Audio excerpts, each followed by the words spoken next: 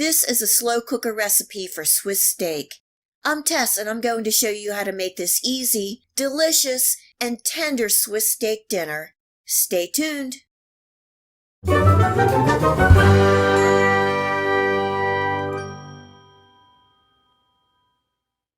I love a dinner that I can throw in the crock pot in the morning and it's all ready to eat when I get home from work.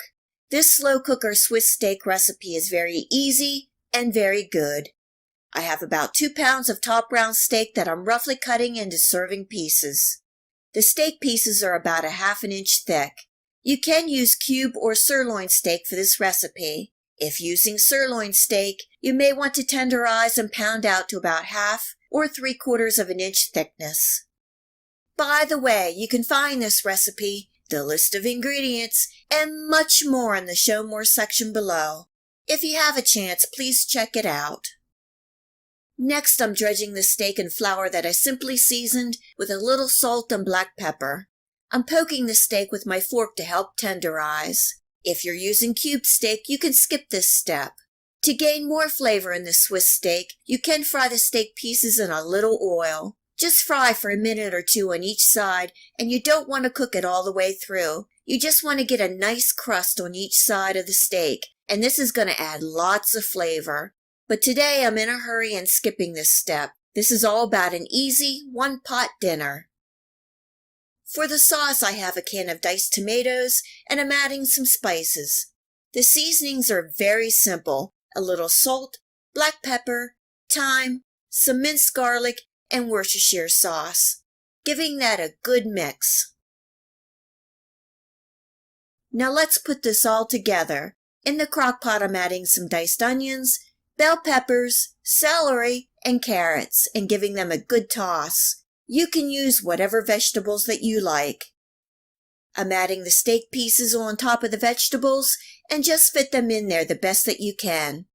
Now I'm pouring the tomatoes on top of everything, and that's it. Putting the lid on and cooking on high for 4 hours or on low setting for 7 to 8 hours.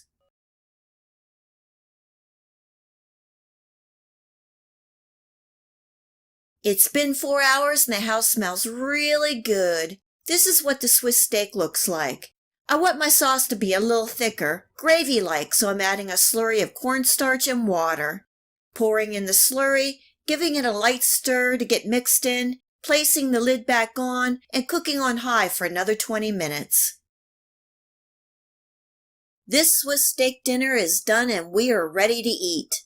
Serving tonight with some scalloped potatoes. You can serve with rice, pasta, or noodles. This Swiss steak slow cooker recipe is so good. All the flavors are there. Love all the veggies, and the steak is fork tender. It's so easy to throw everything in the slow cooker and peace of mind knowing the dinner will be ready when I get home from work. I hope you give this easy Swiss steak slow cooker recipe a try and enjoy.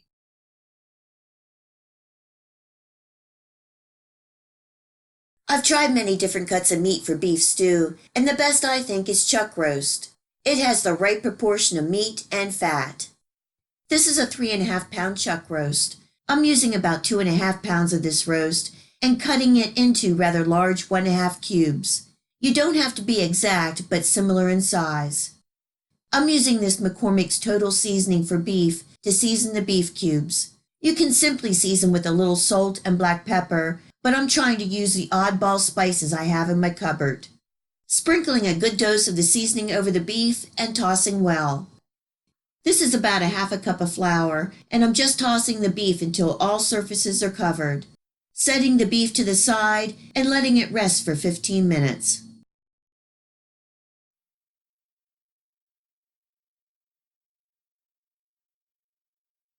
I have my pan on medium-high heat, and I'm adding about 3 tablespoons of oil to coat the bottom.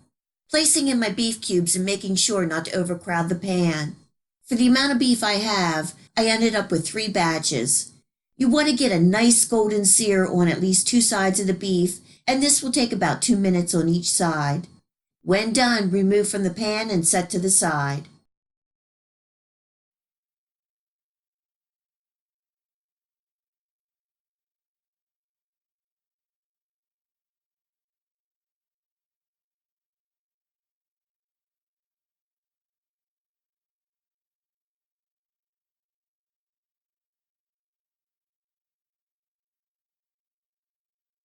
Now let's get everything in the crock pot.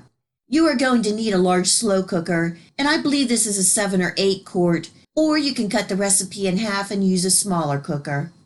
I have 1 small can of tomato paste, 2 cups of beef broth, 3 cloves of minced garlic, and this is a flour I had left over from coating the beef. There's about 2 tablespoons here, and I'm just tossing that in, and this will help thicken the sauce, giving that a good mix.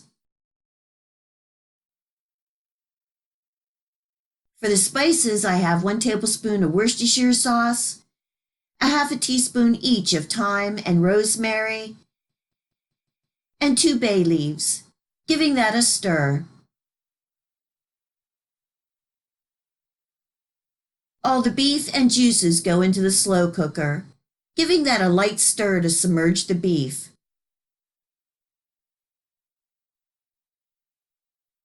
Now all the veggies.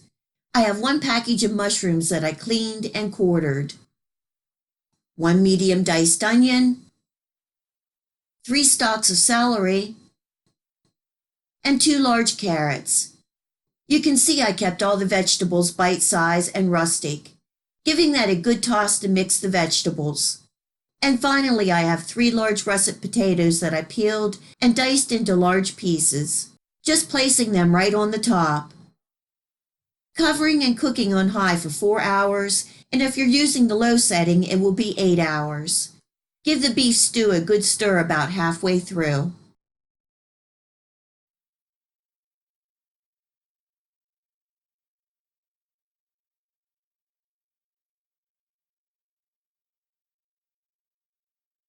The beef stew is done, and when you're stirring, remember to fish out the bay leaves. As you can see, the sauce is nice and thick, and believe me, it is rich in flavor. The beef is almost falling apart, it is so tender. I really enjoy the large cut vegetables because they are a burst of their individual flavors with each bite. I kept the beef and potatoes large enough so some you will have to cut in half to eat. I think this kind of adds to the rustic appeal and heartiness of the beef stew.